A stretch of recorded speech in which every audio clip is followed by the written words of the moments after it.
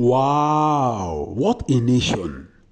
I was thinking that it was only those youths that stopped the EFCC from arresting Yahaya Bello, the former governor of Kogi State, was insane. I never knew that some of these so-called lawyers in Nigeria are also insane. How can you be protesting that the EFCC should not arrest the person of Yahaya Bello, the former governor of Kogi State? You can hear them in the background saying, "Solidarity forever." You will think that they are those tout from Kogi State. You are not going to know that they are lawyers. So look at them in their suits, well organized, with their banners and placards. They are going for solidarity for a Yahaya Bello that stole the money of Kogi State. Go to Kogi State and see what is happening in Kogi State and see how poverty is walking with barefoot in the streets of Kogi State. Have you been to Okene? Have you been to Ogugu, Magongo? What do they call that locality? Go to Kogi State and see what is happening. Kogi, I told you before, and Nasarawa State are supposed to be the glory of this country. What is Niger Delta? You cannot compare Niger Delta to a Kogi. Kogi State have crude oil. Kogi State have limestone. Kogi State has gold. In Kogi, you have iron. What is that in Nigeria that you don't have in Kogi? But look at Kogi. Look at where Kogi is. And look at where other states are. You have a Yahaya Bello that we youths are saying we want a youth. We want a youth to be there. And we voted for Yahaya Bello. And look at Kogi. According to the EFCC Chairman, the Chairman of EFCC is now telling us that Yahaya Bello withdrew the sum of $720,000 to pay for his son's school fees in advance. What a nation. What a country. Where is this thing happening? And you have people that called themselves organized lawyers coming out to defend a Yahaya Bello, coming out to protest that the EFCC should not arrest Yahaya Bello, coming out in solidarity. What a country. Who does that? Let me give you guys an opportunity to listen to the lawyers. And you are going to also listen to the EFCC Chairman. What type of nation is this? Just listen to the both of them. It is glaring that the EFCC will soon become a shadow of its former self and lose its credibility if it doesn't discontinue from towing a path that will destroy the very fabrics of our rule of law and democracy. The same Nigerians are beginning to ask what cause exactly does the EFCC have to grind with the ex-governor of Kogi State that it was willing to risk its credibility for. It has become the talk of many in quarters.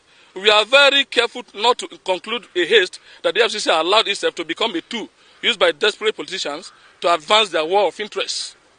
The only succor is that the current president of Nigeria, President Bola Ahmed Tinubu, is a leader who gave his all to sustain our democracy. The president, at a point, became a victim of political witch hunt.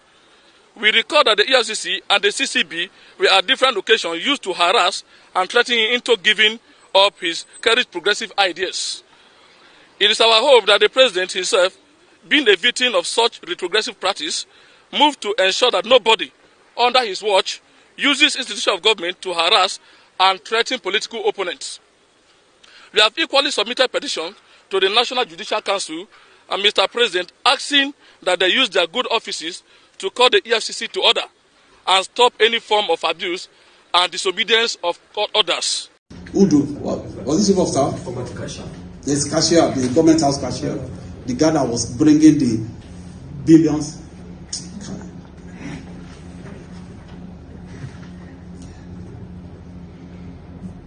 I'm so passionate about the need for us to move forward in this country.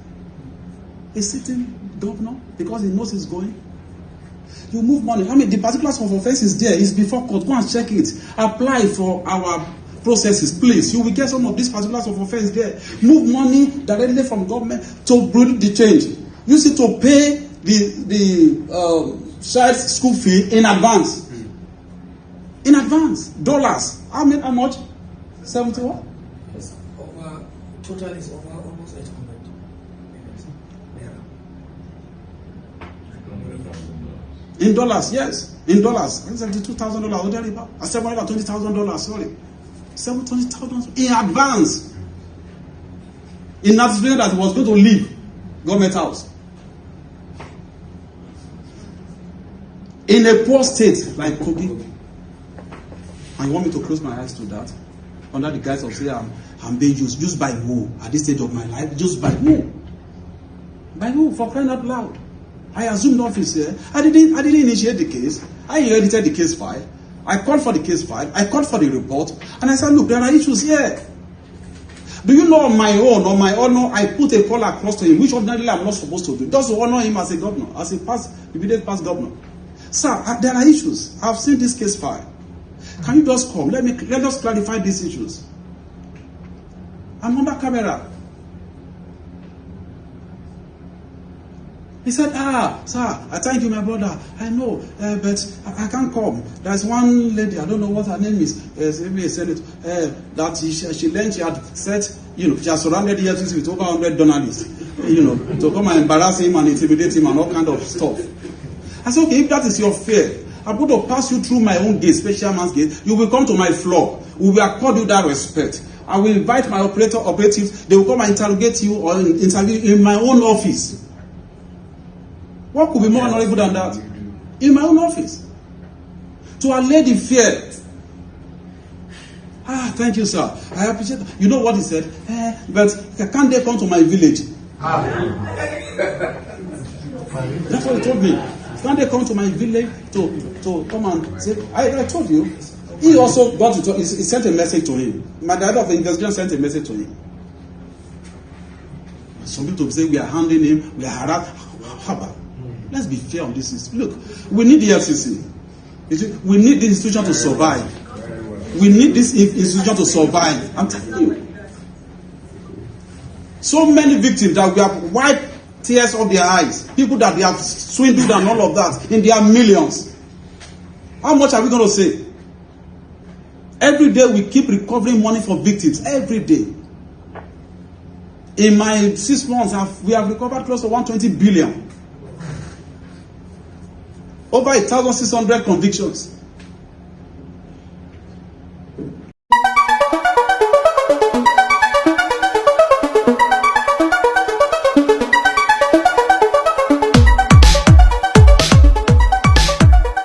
This is Chinix TV.